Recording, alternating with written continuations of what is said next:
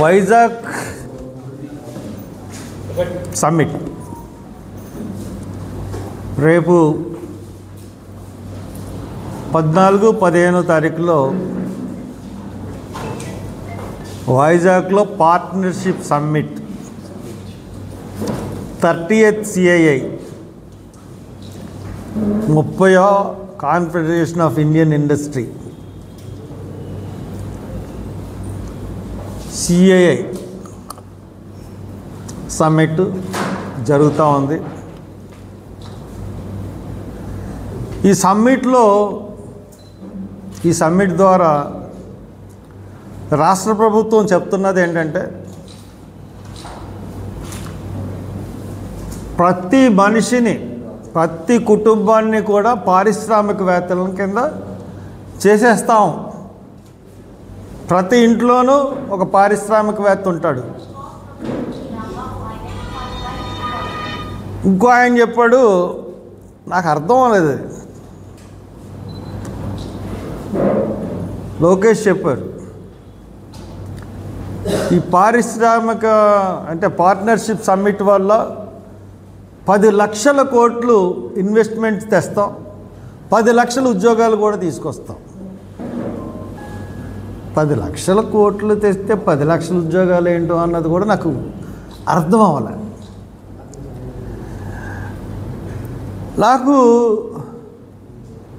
దీనివల్ల గొప్ప ఉపయోగం అన్నది నాకు కనపడింది ఏంటంటే, మొన్న ఒక 2 రోజులు విశాఖపట్నంలో ఉన్నాను నేను. విశాఖపట్నాన్ని ముస్తాబు చేస్తూ ఉన్నారు, రంగులేసి, రోడ్లేసి.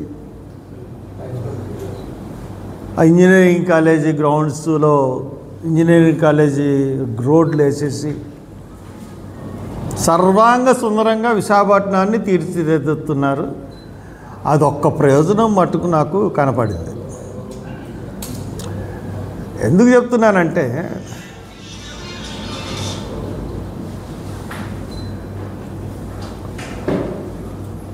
ఉట్టికి ఎగరలేనమ్మ ఎక్కడికో ఎగిరిందంట.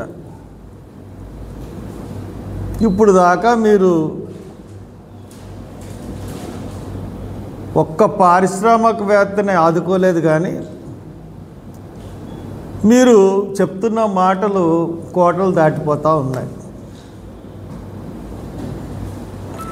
లాస్ట్ ఇయర్ కూడా 2015లో మీరు సమ్మిట్ చేశారు. ఆ సమ్మిట్కి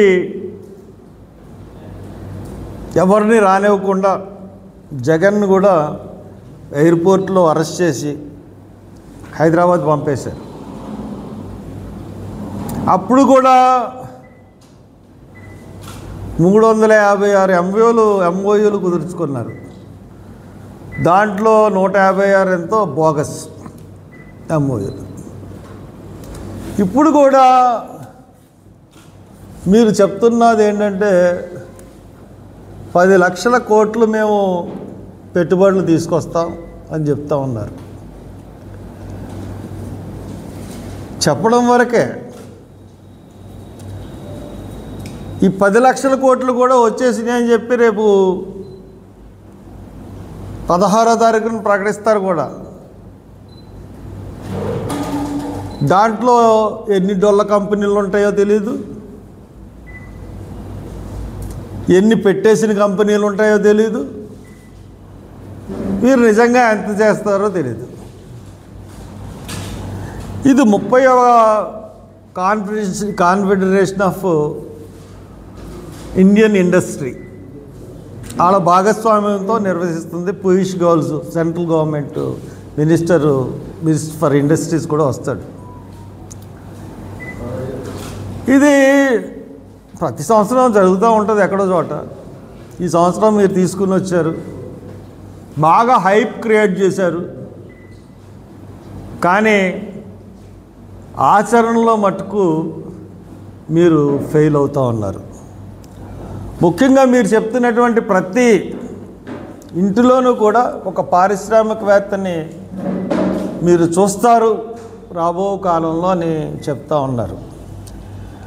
మీరు ఎప్పుడు కూడా మొదటి నుంచి కూడా ఒక అబద్ధాన్ని 100 సార్లు అబద్ధాన్ని మాట్లాడితే అది నిజమైపోతుంది అనుకున్న ఒక సూత్రం మీద ఆధారపడే మీ గవర్నమెంట్ పనిచేస్తూ ఉంటుంది. ఎందువల్ల ఈ మాట చెప్తున్నానంటే మీరు అంటుంటే నేను ఎక్కువ మాట్లాడుతున్నది చంద్రబాబు నాయుడు గురించి, టీడీపీ ప్రభుత్వం గురించి. మీరు మీ గవర్నమెంట్ వచ్చినప్పుడు ఎంఎస్ఎంఈలు అంటే మైక్రో స్మాల్ ఇండస్ట్రీస్,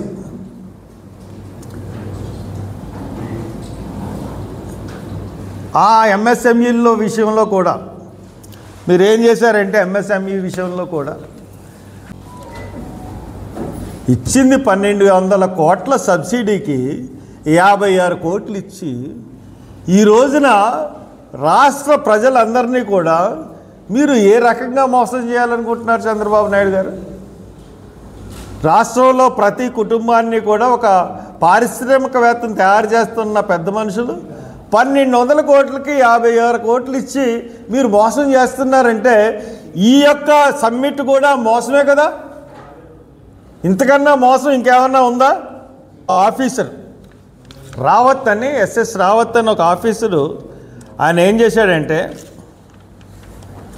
ఆ సమ్మిట్లో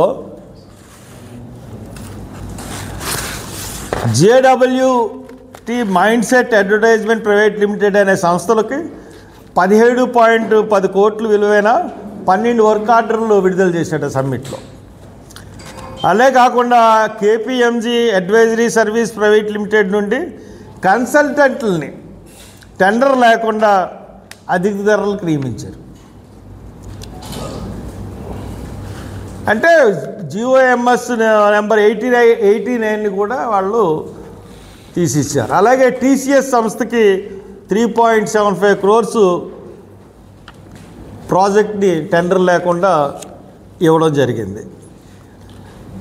కాకినాడ సెజ్లో 1589 ఎకరాలు అవుట్రైట్ సేల్ డీడ్కి ఇచ్చేశారు ఈ సమ్మిట్ ద్వారా. అలాగే 1990.52 కోట్ల విలువైన ఇండస్ట్రియల్ ఇన్సూరెన్స్ పంపిణీలో కూడా అక్రమాలు చేశారు. వీళ్ళకి